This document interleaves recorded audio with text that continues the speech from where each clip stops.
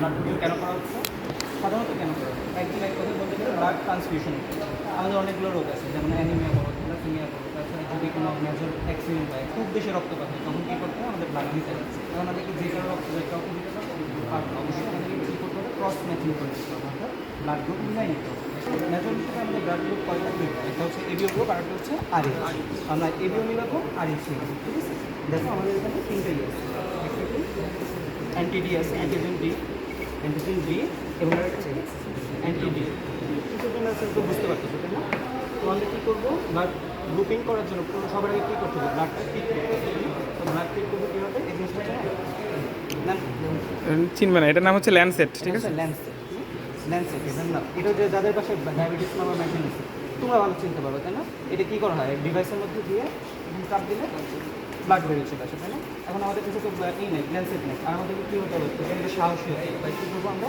এটা জাস্ট আমরা খুলব, সুন্দর একটা বেরিয়ে গেছে, নিডল বেরিয়ে গেছে, তাই না? আচ্ছা, তো আমরা কী করবো? কে ব্লাড দেওয়া কে বলো? সাহসী একজন হাত তুলো, যে কি ব্লাড দিতে চাও উইলিংলি। ভয় পেলে দরকার নেই, আমি দিচ্ছি, আমারটা সমস্যা নেই। কেউ দিতে চাও? সাধারণত রিং ফিঙ্গার থেকে ব্লাড নিয়ে, ঠিক আছে? তো আমরা কী করবো? প্রথমে এক্সেল দিয়ে সুন্দর মতো পরিষ্কার করে নেবো, ঠিক আছে? আচ্ছা, এরপর এই যে এটা আস্তে করে ধরে চলেছে ব্লাড আসছে। দেখো আমার 3টা অ্যান্টিজেন, তাহলে আমি কী করবো? 3 ফোঁটা ব্লাড নেবো, তাই না? নাও। সাধারণত প্রথম ফোঁটা আমরা ফেলে দিই, কারণ দেখো হেক্সিসন মিশে গেছে, তাই না? এখন আমরা যখন অ্যান্টিজেন দিব তখন মিক্স হয়ে যেতে পারে না, আমরা ভুলে যেতে পারি না কোনটাতে এ দিলাম কোনটাতে বি দিলাম। তার জন্য আমরা কী করবো? মার্কিং করে নেবো। হ্যাঁ, ঠিক আছে, তাহলে মার্কিং করে নিই। আমরা এটাতে দিব ধরো এ, এটাতে বি এবং এটাতে ডি দিই। ওর মতো কী করবো?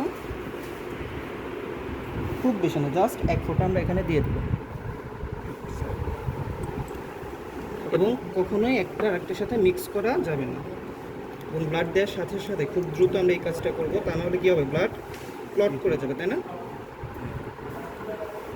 এবং এটা ঢালার সময় আমরা খেয়াল করবো যেন এর মাথাটা ওই রক্তের সাথে না লেগে যায়।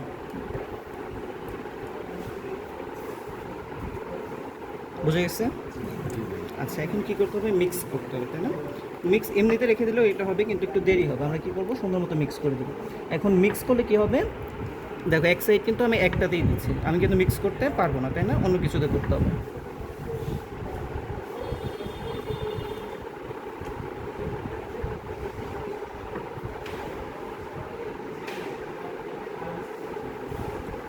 এখন আমরা খুব সতর্কভাবে খেয়াল করবো যে অ্যাগ্লুটিনেশন হয়েছে কিনা।